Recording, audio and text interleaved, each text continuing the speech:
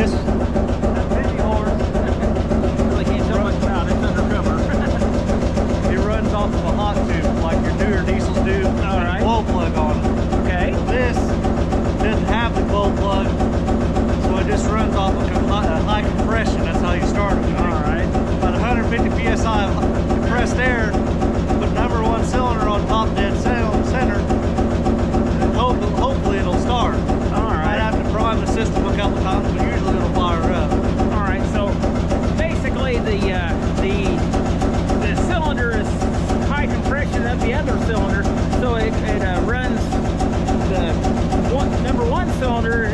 You put air pressure in it, which will turn the second one over, and that's what it'll start on, and then you turn the other one on, and it's the high compression ignites the mixture in there that way. Okay. Whereas the older motors have basically they call it a hot tube, where I've seen some of them start. It's kind of a operation to get them going. As long as we get that glow plug on this 50 Cherry Red, get the diesel up to it, it should fire off on the first licks. Yeah. Okay. And just as they modernized them, they made them a little easier to start and whatever. So, what was the original application for this motor? I've seen a lot of them are used in light plants. This one was in a tugboat, ran up and down the Ohio River. Okay. Ran rock for Moser Brothers. Okay. So it's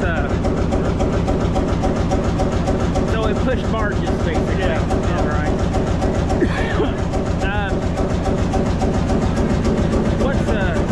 Is there when you said this was made probably what, in the late 20s? Yeah. Okay.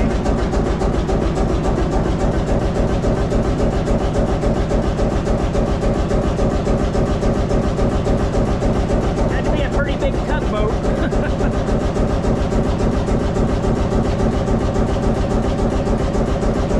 So how many cylinders do these get up to in this? I mean, I've seen them 1, 2, I've even seen 4 cylinders. They made a 1, a 2, a 4, a 5, and a 6. Oh man. I have not personally seen a 3-cylinder, but I've seen the rest of them. I don't know if they made a 3. They probably did. I'm not certain though. Yeah. So what would they use, say, like a 6-cylinder version of these in? Well, down in Evansville, Indiana, they had a 6-cylinder down there on the river. Uh-huh. And they used it to pump water if the water got past the dry dam. Oh, okay. So the flood control, and a water pump. Yeah. Well, I'd say that would it'd take a lot of horsepower to do that. Yeah. We had my dad and I, my brother, had a twin-cylinder version of that 50 horse, the hot tube. Yeah.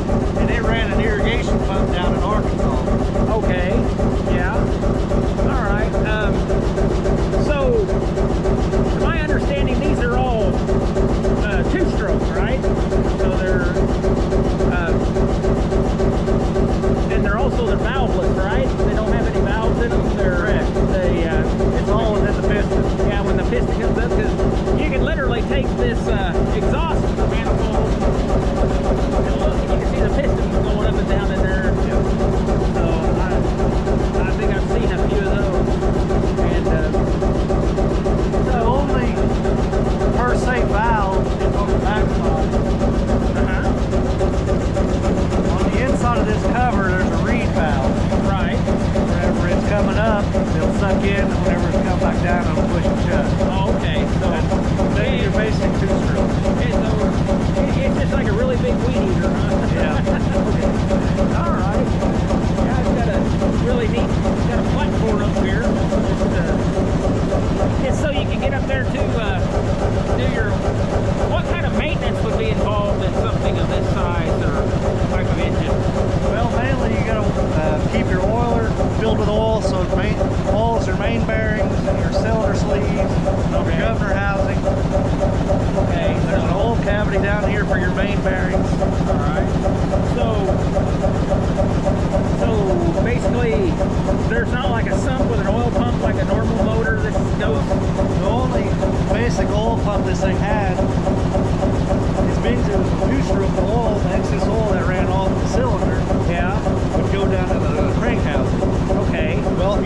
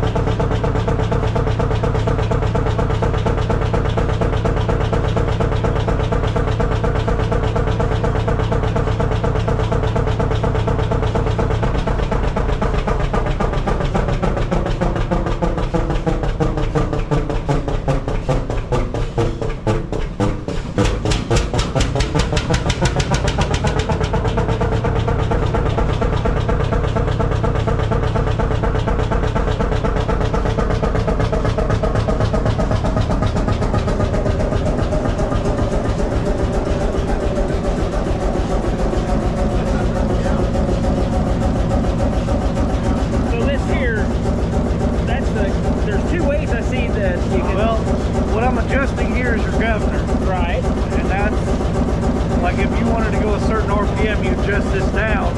Okay. You get your momentum you wanted. Yes. Whenever we get number 1 cylinder on top dead center, we can prime number 2 cylinder. Yeah. Or number 2 injector by cranking this back. All right. But this is just a shut off. Okay. So you almost shut it off and turn it back on. Yeah. All right. All right. Okay. Well, hey, thanks for your time, and appreciate you taking the time to